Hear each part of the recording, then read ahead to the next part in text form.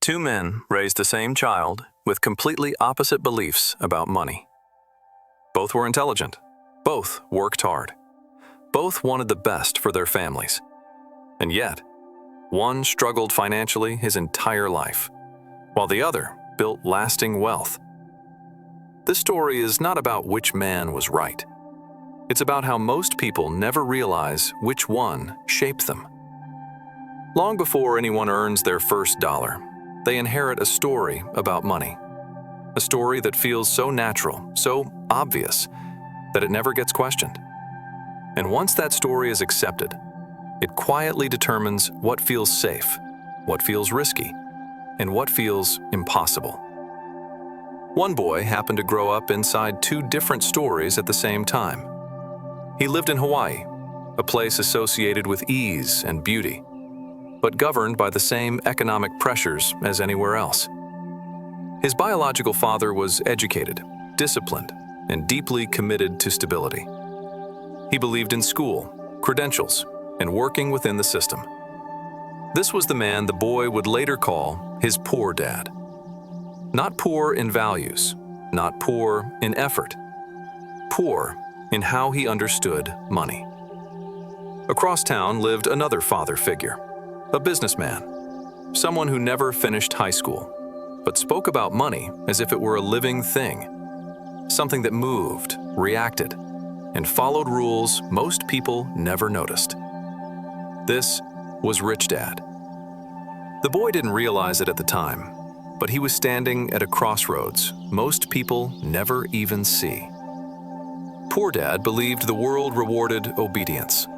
Study hard, get good grades, find a secure job, avoid mistakes, save what you earn. Success was about climbing carefully and not falling. Rich Dad believed the world rewarded understanding. He talked about ownership instead of employment, control instead of salary, learning instead of credentials. Mistakes weren't something to fear. They were something to survive and study. Both men sounded confident. Both believed they were speaking the truth. And that's the dangerous part. Money beliefs are almost never taught as beliefs. They are taught as reality. School reinforced one version of that reality. It taught punctuality, compliance, and following instructions. It rewarded those who stayed inside the lines and punished those who stepped outside them. This wasn't accidental. Schools were designed to prepare people for existing systems, not to question who built them. Poor Dad fit comfortably in this world. It rewarded him with respect, routine, and predictability. His advice sounded responsible, reassuring, safe. Get a good job, work hard, don't take risks. Rich Dad's advice felt unsettling. He spoke about money the way engineers talk about machines, not emotionally, but structurally. He asked questions most people never asked. Where does your income come from? What happens if it stops? Who controls your time? To the boy, this created tension. One man warned him about uncertainty. The other warned him about dependence. One promised security. The other warned that security itself could be an illusion. As the boy grew older, he noticed something he couldn't ignore. Adults around him were exhausted.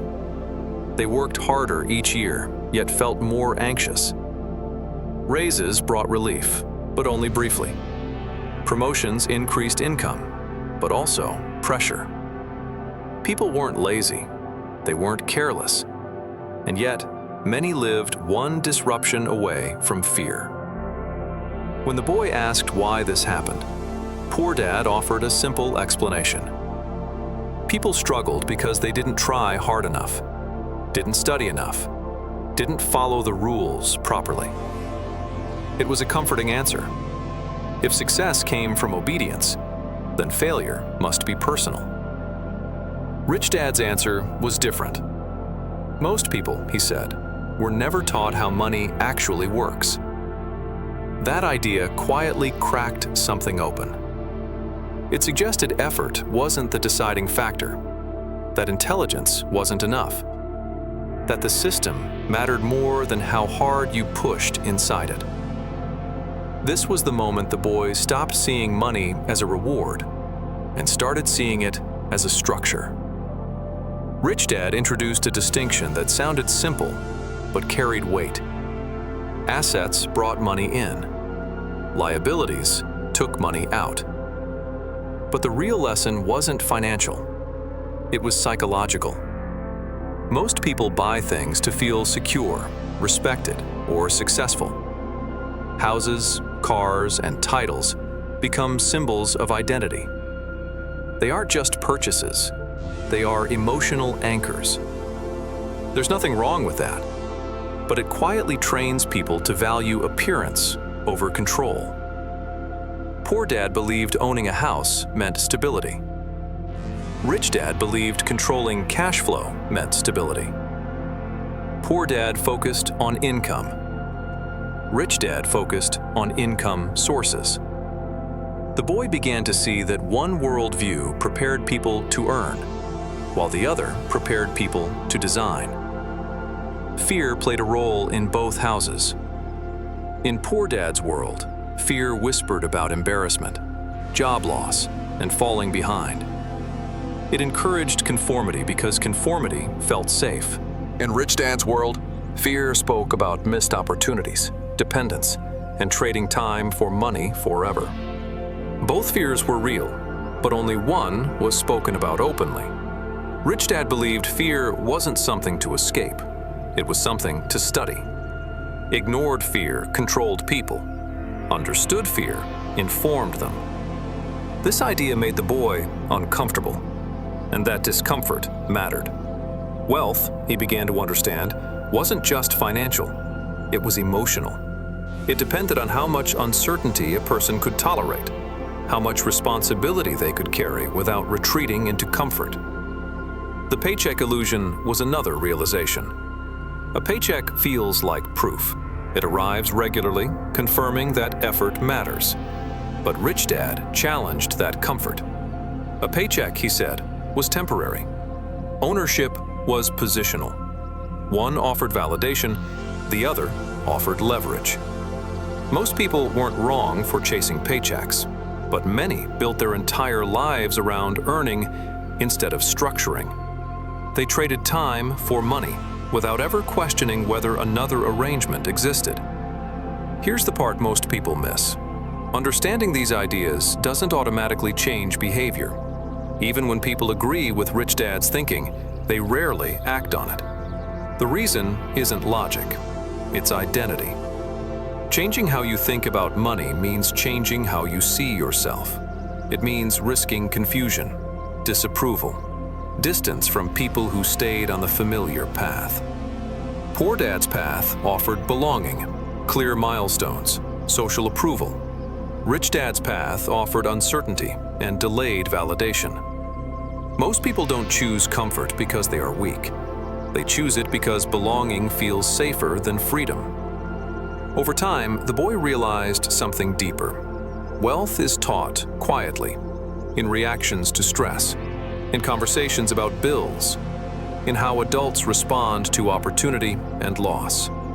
Children don't inherit money first. They inherit explanations. Poor Dad explained the world as fixed. Rich Dad explained it as flexible. One prepared the boy to compete inside the system. The other prepared him to question who designed it. Years later, the boy would write a book called Rich Dad, Poor Dad. Some praised it. Some criticized it. Many misunderstood it. But it was never meant to be a formula. It was a mirror. Its power wasn't in the answers it gave, but in the questions it forced people to confront. In every city, those two houses still exist. One is built on certainty. Life is planned carefully. Income arrives on schedule. Risk is minimized. The future is predictable.